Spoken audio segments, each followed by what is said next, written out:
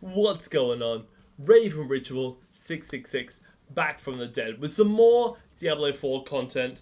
Today I'm excited to bring to you the top 5 sorcerer builds in Season 7.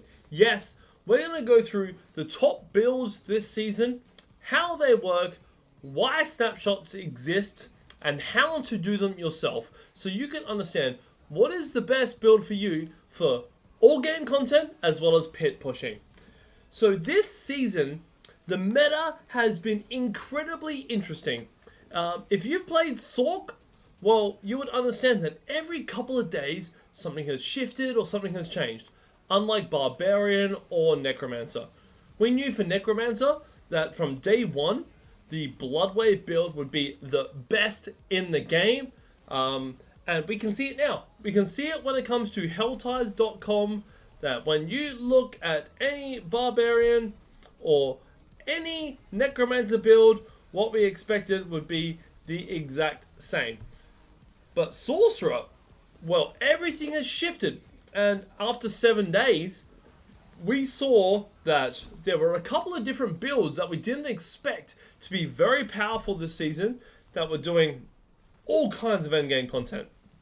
So, week 1, we saw the rise of the Deep Freeze build, which was unbelievably strong, snapshotting overpower on Deep Freeze, doing heaps of damage multiplicatively through vulnerable. Then we saw Inferno Shatter, which we expected. Both were doing about 115. Then all of a sudden, we got Lightning Spear that got to a pit, 123. Zaramos, shout out to him, which was amazing. And then, all of a sudden, we got the Decay Augmentation bug, which has been fixed now. But for those that don't know, Decay Augmentation is a witch power for Season 7. And it applied additional burning damage if you're a Sorc, or a different element depending on what class you were. But for Sorc, additional burning that worked with Shatter, and it had some really amazing tech to it. We saw Fireball get all the way to pit 150, speed running in 6 minutes. My friend Panda Glassjaw did a 150 on hardcore with his tech, and 24 hours later, the witch power was removed from the game and nerfed. By the way, before we get into the top 5 Sorc builds of this season, which I'm pretty sure are here to stay with no further nerfs, please like and subscribe to my channel for all Sorc content. I am a Diablo 4 partner, and I always bring up more Sorc content, but yeah, stay tuned. I mean, there's a lot that you're going to learn from this. One, from what is the best build in the game, one for pit pushing and all-round content, but also what's going to be easier for you to play. There are some amazing builds right now, but some are quite difficult as Sorcerer to play compared to playing Barbarian or Necromancer. So, what do we have as the best build in the game for Sorcerer? Well, in the number 1 spot, we have Orange Lightning Spear. Now, Lightning Spear has been a build that has been around for the last couple of seasons. It is very strong. It requires the splintering aspect on a 2-hand weapon, and splintering does just a high amount of damage based on your crit damage. So you pretty much scale your crit damage as high as you can push it on all your gear, and splintering, when you cast Lightning Spear, does a lot of damage. People thought this would be nerfed into the ground this season and even last season, especially with Conjuration Mastery not existing. But now we have the new Primordial, and it still works. And if not, it has now been super boosted with some snapshotting. So, big shout out to every content creator for these guides, including Zaramos, Cody, Roxy, Makuna, Puffett or Puffett, for the amazing guides and action we're seeing now. And let's break it down. So, why is Orange Lightning Spear powerful? Well, we can now snapshot a couple of runes. We can snapshot Yax, Zan, and Theo Quacks. So, we're looking at a bit of a playthrough here from Zaramos666. Shout out to him. But let's see why this performs amazingly well. So, the witch powers that we have equipped you do need Force of Will. One of the first things to snapshot this is, before you go into the pit, you have to go out and kill about 40 enemies or so in order to get the big Force of Will stack buff that you need. But having a look here, alright, going to the pit, we're going to slow this right down. We can see Zaramos is about to get low life. As soon as he's low life there, hits Flame Shield. And then with the mystical Flame Shield, once that ends, your next skill is guaranteed to be a crit. That ends, the first thing you do is cast Lightning Spear, and then you can go into the normal way of playing this build. So we'll speed this up. We saw him get low life, we saw the Flame Shield snap with mystical, and bang. All of a sudden, look at that. Trillions of damage, 30 plus trillion damage. Every splintering is an overpower. Now you need to keep your lightning spears up.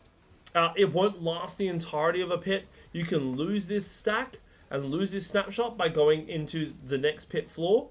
Looking at Hell Tides, we can see Makuta, by the way, whose build guide will be in the description. 146 pit in 13 minutes. Zaramos at 145. So a big thanks to Zaramos for this build play, but oh, look at the damage, and it's very, very fast. It does struggle a bit to keep up the snapshot, but yeah. Otherwise, why I rank Orange Lightning Spear as number 1 is you can actually play this build, which is casual, friendly, and it's so fast for the rest of content. You don't need to do the pit push build, and if you just put on a pair of temerities mean you can, as long as you go to any instance, so if you teleport to a Witch Tide, teleport to a Nightmare Dungeon, you pop 4 potions, you overstack yourself on life, thanks to temerity, you can snapshot Zan for the guaranteed overpower really quick. And that works amazing still with your Force of Will. So it's an easy build for farming, it's very fast for Pit 100, it's great for doing Opticite runs, whether you're doing the Undercity or whether you're doing Infernal Hordes. So for me, we have to put Lightning Spear in position 1 for the most damage and the best build of Season 7. We'll have a quick look at the boss damage here. It does require a few things for pit pushing. One, it's intricate. It's difficult for pit play. You need to get the snapshot right. You can die. You can lose a lot of Artificer Stones. Every time you open a new pit, you need to go back out into the wild to stack up Force of Will, kill about 40 enemies, get Force of Will stacked before you open the pit to do the Flame Shield, Mystical, Snapshot with the Quacks, which means you have to be low life to get that. So it is S+ tier build for pit pushing. However, it does have an extreme difficulty when it comes to that. So, what do we have in rank 2? Well, rank 2 has to be Inferno Shatter. Shatter is just an S tier for almost every build. And regardless of what build you're running, if you can incorporate Shatter into it, you will significantly increase your damage. We have a look. Shatter currently has done a pit 144. Big shout out to Roxy, by the way. Great friend of mine. Check her bio out in the description. All these content creators that we're showcasing tonight, please give them some love and a follow. But when it came to this season, this is the season of ultimates. A lot of ultimate skills have got a massive buff thanks to some new aspects. And some of the new aspects that we see include things like the Vehement Brawler aspect, which increases your ultimate skill damage. Now, why is Inferno Shatter so good? Because Shatter is currently still bugged. It has been bugged since Season 4. And why is it bugged? Well, it multiplies the damage based on how much burning you can stack on them. So if we look here at Greater Fireball says Greater Fireball deals 10% of the burning damage you've applied to enemies as direct damage.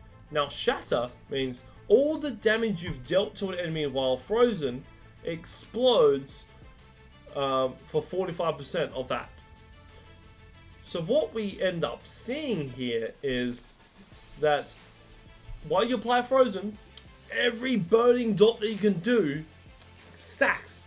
So we'll talk a bit more about why Firebolt, the basic skill Shatter, works so well. But with Inferno, Inferno is cracked. It does so much damage, and you can see how many ultimates Roxy has up here, like Snake, Snake, Snake, Inferno, Inferno, Inferno. Each Inferno does like 500 or like 800,000 burning damage, but over a long period of time. It's over 8 seconds. Now, that is kind of slow if that is the main damage, but Shatter procs more often than that, and it still counts that damage even though it hasn't been done yet.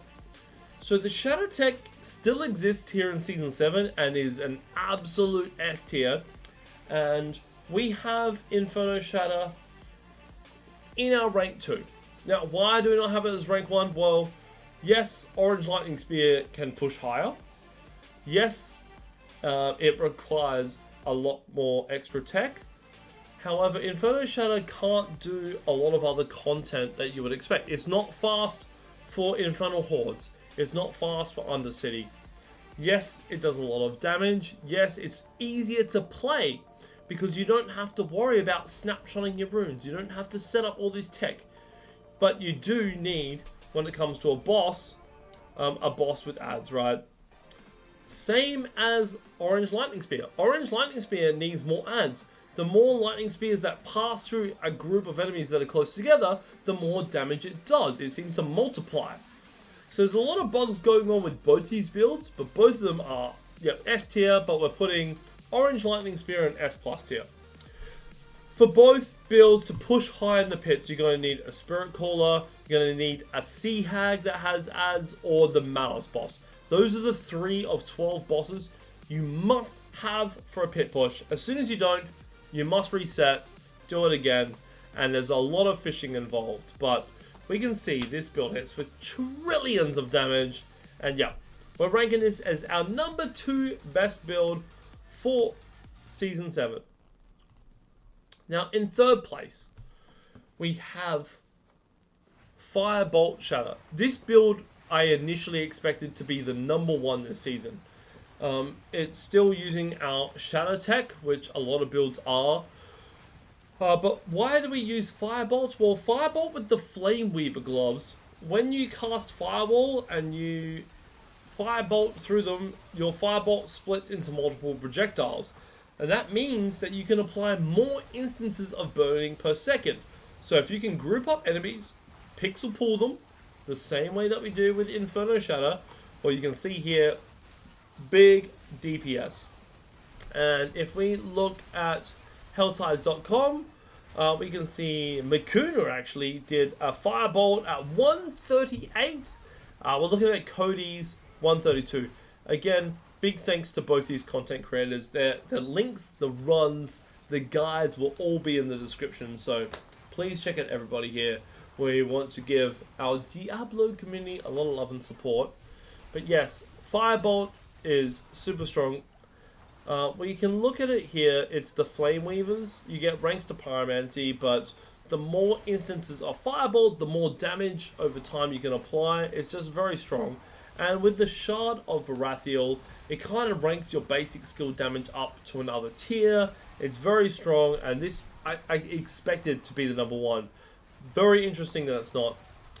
Again, how is this build working? It is using the Greater Fireball bug and the inclusion of Shatter. So it's constantly using Lucky Hit chance to freeze enemies, even though it's a fire build. And then once they're all grouped up and pixel pulled and they're frozen, you hit a couple of fireballs on the build. And ready? You'll group them all up here, group them all up, fireball, group them all up, group them all up, fireball.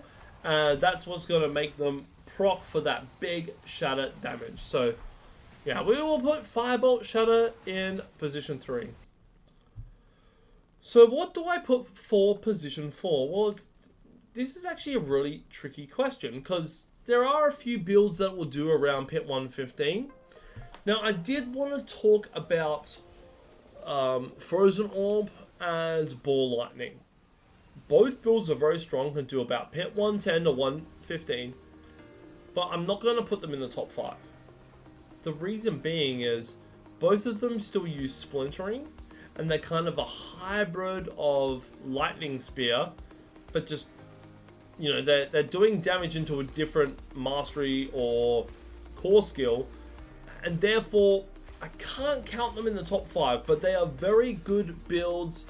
There is nothing in hellties.com of someone's push for a 115 yet, but I have a couple of friends that run straight Ball Lightning and Frozen Orb, and I know these builds are very viable for the end game. So keep it posted. I'm not purposely not including Frozen Orb, but yeah, Frozen Orb and Ball Lightning are pretty decent, but on their own, without splintering, like, I don't think they really do much more than pit 100.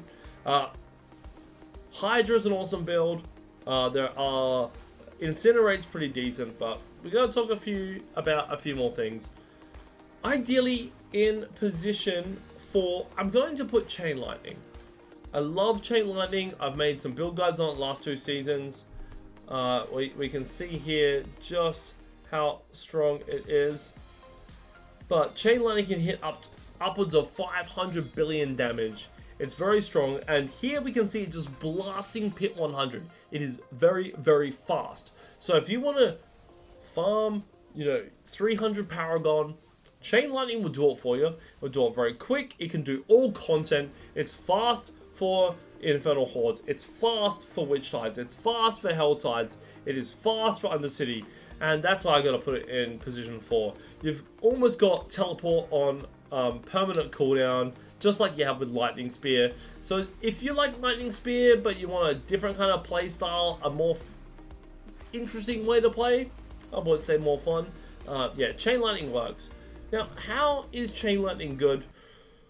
Well, it is kind of gear intensive. You need a really good pair of Axial Conduit, and you need the resource gen, ranks to Chain Lightning, chance for Chain Lightning to hit twice, and you need a great aspect. That aspect has to be mainly perfect, because when the big pop happens, that is what does the damage. Now, there is no bugged interaction when it comes to Chain Lightning. This is just a fair and straight build. And for a fair and straight build, I have to rank it here. It is very strong. It's fun to play. So, yeah, check it out. I do want to mention Deep Freeze. I touched base on it early when we had the big meta shift this season. It's kind of cooked because it only does like a 110 to 115 now. This 128 run used Decay Augmentation, which got bugged. It bugged, nerfed. It's what made Fireball do 150s. So you kind of have to not count this run from Puffett or Puffett. But it does do a pretty comfortable like 110 to maybe 112. And I just want to give this build a shout out because it's the season of ultimates. It kind of looks fun to play, and it hits like a truck. It can do like 300-400 billion per proc. Now, how it works is Deep Freeze is strong. Again, we're using that same aspect that we're using for the Inferno. And once you group them all up, you can snapshot and overpower crit and just do billions of damage. Now, it is very difficult to play. You have to time your Deep Freeze right with your runes. But yeah, I do want to put it up there as one of the stronger builds of the season. It'll pretty much like one-shot most bosses. But for all-round farming, it is super slow, super bad. It won't do what you want when it comes to like clearing pit 100s fast, or Witch Tides, or Hell Tides, or Undercity. But, I mean, for just raw damage and a new build that we see this season, I love it. One of the things that I think is really cool on this build, you have to disregard the 128 because with Decay Augmentation not working anymore, it'll only do 110 to 115. I do love that we're not using Chow Rashes. It's one of the only builds that does not use Chow Rashes and runs all frost skills. Now, we, in the Diablo partner community, discussed a little bit about this buff. We got a buff to elemental synergies this season. So if you have all skills equipped to the same element, you double that damage. We thought this wouldn't really be viable. Maybe for a fireball build, maybe for a deep freeze build, and Puffett actually took advantage of this to get that bonus damage. So it's kind of cool to see a build that's a little bit unique, a little bit different. Just wanted to special mention this. Not that it's going to be the strongest build of the game. Now, in my last place, I'm a little biased because I'm running Fireball at the moment, and Fireball is also another bugged build on Sorcerer. Not using the Greater Fireball bug, but using Destructive Fireball. Yes, both capstones of Fireball are currently bugged. Now, Fireball is probably the easiest build to set up for all T4 content. You only need the Gloves of the Illuminator and a decent Staff of Endless Rage. And you have those two things, you can go from T1 to T4 very, very fast. You can destroy T4 bosses. It can hit up to like 15, 20 billion damage. On the downside, it does require a little bit of social distancing, and we've all had enough years of that. So, Fireball is strong because every time it bounces, it seems to do multiplicative damage. It's bugged. So if we look over here at our Fireball, Destructive Fireball works. You can take this off, it does nothing. Build does minimal damage. But once you have that matched with Gloves of the Illuminator, Gloves of the Illuminator is meant to do less damage per bounce. However, it seems to do more damage per bounce. So if you get that distance to almost where the enemies are off screen, that is when you are going to hit like an absolute truck. You can pretty much one-tap all T4 bosses. It's very fast through hordes because you can almost stand in the middle of the map and just spin in a circle, the same as your Witch Tides. So for all-round content and how easily accessible Fireball is for T4 content, I'm going to put that in at number 5. I just think it's a great build, easy to set up. It's kind of fun to play. So, guys, if you've learned something new or you're still here hanging out, please like, subscribe to the channel. It's free. A big thank you to all the amazing content creators from Makuna, Roxy, Cody, Zaramos, Puffett, aka Puffett, for some amazing content this season. All their builds and links are down below in the description, just like that subscribe button. I hope you've learned something new today. And if you have, please give it a go, give it a follow. And I stream live on Twitch on Tuesdays, Thursdays, and Saturdays. I appreciate you all. This is probably the Sorc meta for the remainder of the season. It's been ever changing for every couple of days, but we've kind of reached that cap. And this is the time to put this build out. So thank you all. I'll see you on the next one.